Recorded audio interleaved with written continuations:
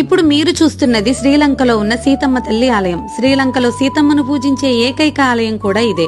ఈ ఆలయాన్ని సీతా అమ్మన్ ఆలయంగా పిలుస్తారు. ఇక్కడ మరొక విశేషం ఏంటంటే లంకా నగరాన్ని తగలబెట్టిన మన హనుమను ఇక్కడ ఎంతో భక్తితో పూజిస్తారు. అందువల్లనే ఈ ఆలయం మొత్తం హనుమ సింధూర రంగులో ఉంటుంది. ఇక్కడే మనకు హనుమ పాదముద్ర కూడా కనిపిస్తుంది. ఈ గుడి గురించి శ్రీలంక ప్రజలు చెప్పే కథ ఏంటంటే లంకారాజైన రావణుడు సీతమ్మను ఈ ప్రదేశంలోనే బందీని చేసి ఉంచాడని, ఆమె జీవించిన ఈ ప్రదేశం వారికి ఎంతో పవిత్రమైనదిగా చెప్తారు.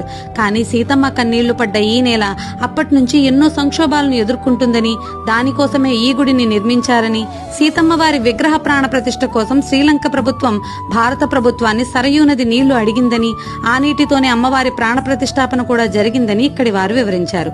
ఈ గుడిలో మనం ఎంతో ఆహ్లాదంగా ఉండే అశోక వాటికను కూడా చూడవచ్చు. ఈ నదిలోనే సీతమ్మ తల్లి ప్రతిరోజు స్నానం చేసేదని, కాబట్టి ఈ నీరు ఎంతో పవిత్రమైనదిగా ఇక్కడి వారు నమ్ముతారు.